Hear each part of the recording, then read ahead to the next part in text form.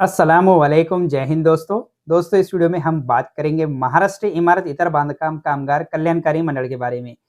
क्योंकि दोस्तों 1 जनवरी 2026 को जो परिपत्रक आया है कल्याणकारी मंडल का, जिसके अंदर इन्होंने बताया है कि बांधकाम कामगारों के बच्चों को मिलने वाली स्कॉलरशिप योजना के लाभ आप कब ले सकते हैं, किस तरीके से ले सकते हैं। इन्होंने कहा है कि बांधकाम कामगार के बच्चों को अगर स्कॉलरशिप का लाभ लेना है, तो अगर वो महा-डीबीटी यानी कि कॉलेज से अगर कोई स्कॉलरशिप लेता है, तो उसको बांधकाम कामगार कल्याणकारी मंडल की स्कॉलरशिप नहीं मिलेगी। तो दोस्तों इसके बारे में विस्तार से जानकारी मैं इस वीडियो में आपको बताने वाला हूं।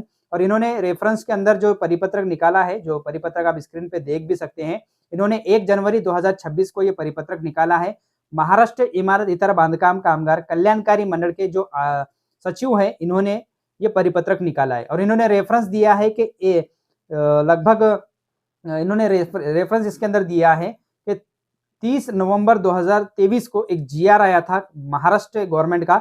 उसके अंदर उन्होंने एक बताया था कि महाराष्ट्र इमारत इतर बांधकाम कामगार कल्याणकारी मंडल जो लेबर हैं, उसके अंदर जो सक्रिय जीवित लेबर हैं, इनके बच्चों को अगर कोई स्कॉलरशिप मिलती है, कल्याणकारी मंडल की स्कॉलरशिप इनको नहीं मिलेगी। तो क्या हकीकत है, ये जो जीआर है 30 नवंबर 2023 का, इसके अंदर क्या कहा गया है, सभी जानकारी मैं डिटेल्स में आपको बताने वाला हूं। तो वीडियो पसंद आए तो वीडियो को लाइक और दोस्तों में शेयर जरूर करें। तो मैं आपको लेके चलता हूं स्क्रीन के ऊपर, सारी जानकारी वहां पे आपको बताऊंगा और इसके बाद आपकी क्या प्रतिक्रिया है, आपकी क्या राय है, मुझे कमेंट करके जरूर बताएं। हम आ चुके हैं स्क्रीन के ऊपर, अब स्क्रीन पे देख सकते हैं।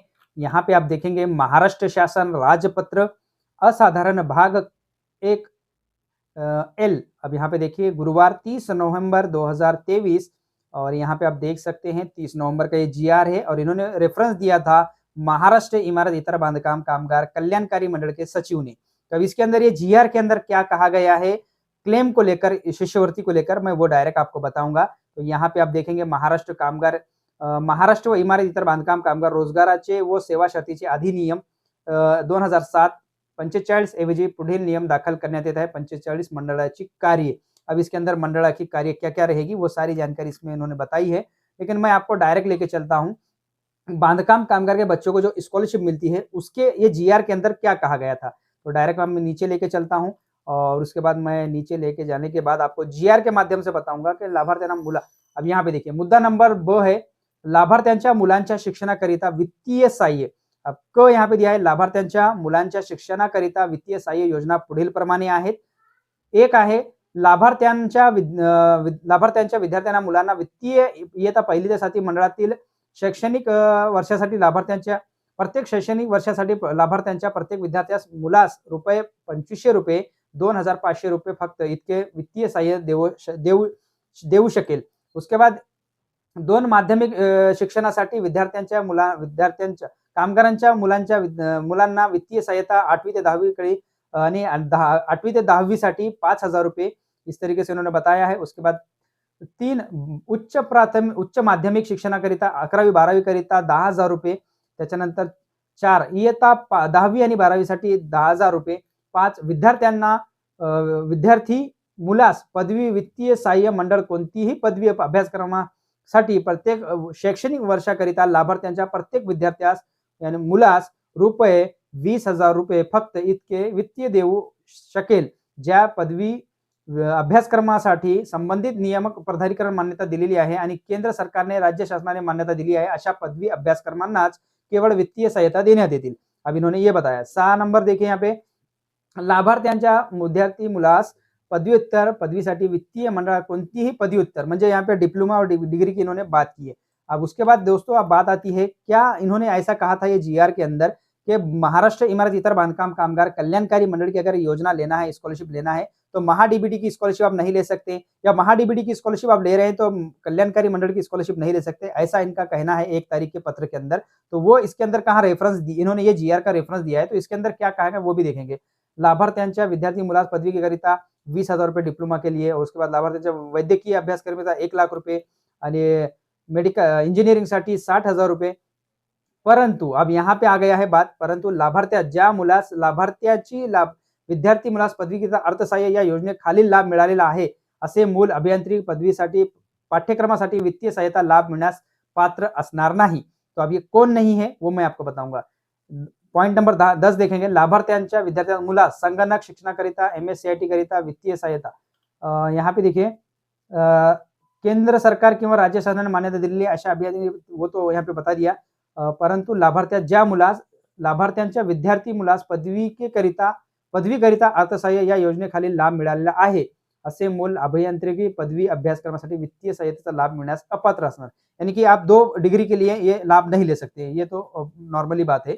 उसके बाद MSCIT के लिए 5,000 रुपये इन्होंने रखा है। या पोट नियमामध्ये नमूद केलेल्या निर्देशित केलेल्या वित्तीय सहायता योजना पुढील सर्वसाधारण अटी व शर्तींना अधीन राहून लाभार्थ्यांच्या मुलास लागू करण्यात येतील। अब बात आ गई है, अब ये स्कॉलरशिप कितने लोगों को कैसे कैसे मिलेगी। लाभार्थीची पहिली 2 मुले केवळ वित्तीय सहायता योजनेतील पात्र असतील। जर वडील आई दोघेही लाभार्थी असतील तर त्याची मुले एकतर वडिलांच्या किंवा आईच्या वतीने या योजनेखाली लाभ मिळण्यास पात्र असतील। आप दोनों लेबर कार्ड के ऊपर ये क्लेम नहीं कर सकते। एक तो माताजी के जिनका माताजी का लेबर कार्ड बना है, पिताजी का भी है, तो दोनों से एक ही लेबर के ऊपर आपको योजना का लाभ मिलेगा, दोनों पे नहीं मिलेगा। पुढील इयत्तेसाठी किंवा संबंधित शैक्षणिक पाठ्यक्रमासाठी वित्तीय सहायता मिळवण्याकरिता लाभार्थ्यांच्या मुलाने मागील इयत्ता उत्तीर्ण केलेली असावी।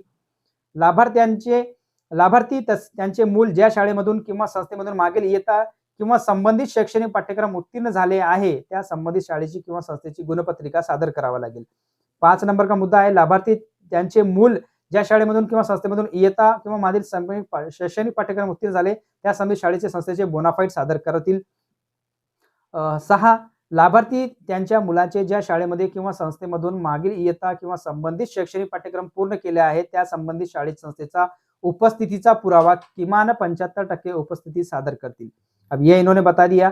उसके बाद देखिए 7 नंबर का जो पॉइंट है, लाभार्थी फक्त निकट मागील शैक्षणिक वर्षासाठी अर्ज करू शकतो आणि निकाल जाहीर झाल्यानंतर 1 वर्षाच्या आत अर्ज सादर करावा लागेल। अब ये भी दोस्तों आप देख लिए, इसके ऊपर आप समझ में आ गया, 1 साल के अंदर अंदर आप क्लेम का फॉर्म भर सकते हैं। लाभार्थ्यांच्या विवाहासाठी वित्तीय अभी ये यहाँ पे योजना बदल गई है, अब ये हम इसको देखेंगे। लाभार्थी सुरक्षा संच, अत्यावश्यक संच आणि आरोग्य संचाचा किट पुरवठा करने, ये योजना इन्होंने दी है। अलग अलग योजना इसके अंदर ये GR के अंदर बताया है, पोषक जीवन। और उसके बाद यहाँ पे देखिए जिला इमारती WFC ऑफिस स्थापन करने, ये तालुका कामगार सुविधा केंद्र स्थापन करने, ये GR के अंदर इन्होंने बताया था।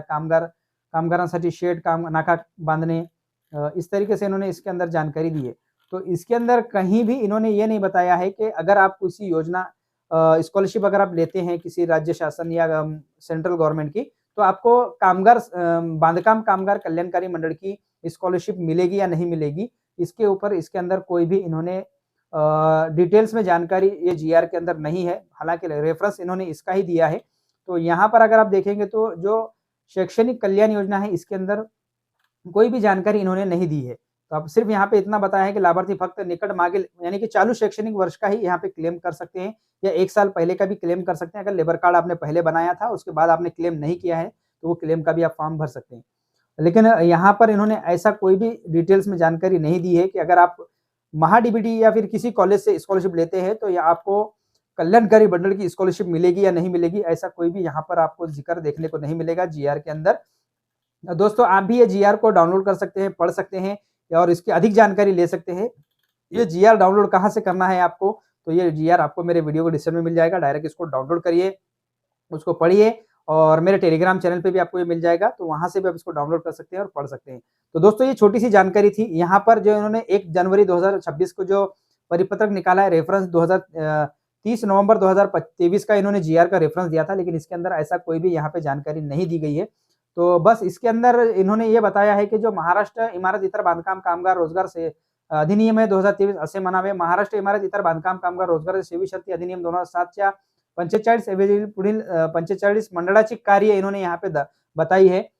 मंडळास निधी उपलब्धते अधीन राहून ठरावाद्वारे लाभार्थ्यांना पुढील योजनेसाठी वित्तीय सहायता पुरविण्यात येतील, ऐसा इन्होंने बताया। लेकिन इसके अंदर कहीं भी ऐसा देखने को नहीं मिला है कि बांधकाम कामगार अगर कोई दूसरी स्कॉलरशिप लेता है और MHA-DBT या फिर कोई भी गवर्नमेंट की स्कॉलरशिप लेता है, तो उसका कल्याणकारी मंडल की स्कॉलरशिप नहीं मिलेगी, ऐसा GR के अंदर मेंशन नहीं है। आप इसको पढ़ सकते हैं। मैंने जहां तक हो सके मैंने आपको वीडियो के माध्यम से जानकारी देने की कोशिश किया है। आप भी इस GR को पूरा पढ़िए, और पूरा पढ़ने के बाद आपको क्या समझ में आया है, ये GR के अंदर क्या कहा गया है, मुझे कमेंट करके जरूर बताएं। तो मिलते हैं नेक्स्ट में नई जानकारी के साथ। अल्लाह हाफिज।